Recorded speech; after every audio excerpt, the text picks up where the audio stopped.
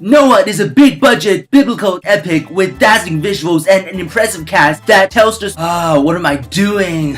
We all know the only reason we went to see this shit is because of that. I know it's from a different movie, but seriously, would you say no to that if this was in Noah? Would you say no to that? Would you say no to that? Look me in the eye. Would you say no to that? No. No. No, you wouldn't. No, you wouldn't.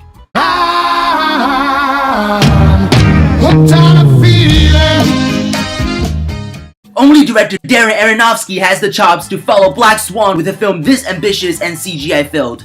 The film opened just a few weeks after another biblical picture with a much smaller budget called Son of God. And can you guess which movie did better at the box office? It's like putting The Dark Knight on the same opening weekend as Glitter. To make sure that a movie bombs so bad that it obliterates everything in its past, including itself. Noah is currently the #1 movie in America, but rest assured it will get bombed down when Captain America opens this week. Because Marvel is bigger than Jesus in movie business. Now keep in mind that despite the relatively positive reviews the movie has received, it is still regarded as a controversial and divided movie among wide audiences. Now there are two ways to look at this movie. Either a very expensive 21st century style biblical visual fest, or the source of countless angry complaints from the white southern churchgoers and environmentalists. Both ways are okay, but keep in mind that Darren Aronofsky is the man who turned Mila Kunis gay. So the southern white churchgoers really should have prepared themselves. Can I get an amen for that? This is not your happy-go-lucky story of Noah's Ark. This is a gritty and dark Chris Nolan-fied bloody tale of tough guy Noah and his mother aircraft carrier. Because the cheerful approach for movies just doesn't work anymore. Everything has to be moody and depressing. And the film tells the story of Noah's Ark in the form of an angsty family drama. Emma Watson is in this movie. All the guys watching this video can stop right now and go buy your ticket. Douglas Booth and Logan Lerman are also in this movie. Girls, you can stop touching yourselves now. Emma Watson is also in this movie, and she plays the love interest of Douglas Booth. And Emma Watson is amazing in this movie, and it really showed me how versatile of an actress she can be.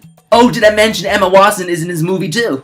Also, Russell Crowe makes an appearance somewhere. The film which stars Emma Watson was made as a blockbuster, but retains much of the biblical truth, which makes this film a very difficult one to review. You're either going to love it or stop being a Debbie Downer because Emma Watson is in this movie. Now, Darren Aronofsky is not your typical Hollywood man. He doesn't play by the rules. If you look at his past pictures, you will see what I'm talking about. His movies are usually genuinely shocking or outright outlandish. So don't go into the theaters and expect to see Transformers. I would admit though, the first 20 minutes of Noah were agonizingly slow and occasionally unintentionally funny. I went to the movie with a group of people and some of them couldn't even sit through the beginning because of how absolutely draggy it was. But it got better in the middle because Emma Watson showed up and because, it has something else to do with the visual as well. The last 30 minutes was when it turned all ABC Family on us with its angsty family drama, which was also the 30 minutes when Russell Crowe went through the entire wig collection of the wardrobe department.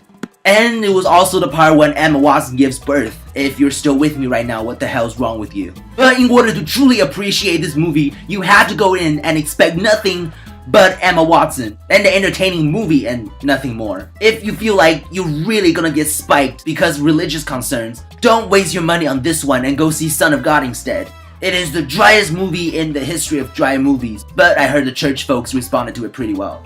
Nothing cynical, just what I heard. There really isn't much more to say about this movie because it could not be more straightforward with everything. It is not a masterpiece. It is a blockbuster movie too thoughtful to be a summer release. And it's a big budget Hollywood production, so it's bound to anger some people.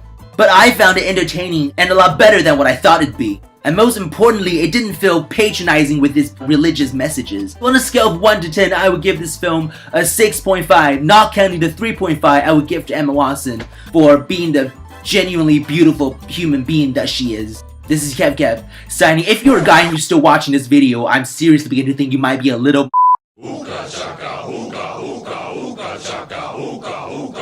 Who am I? Can I condemn this man to slavery?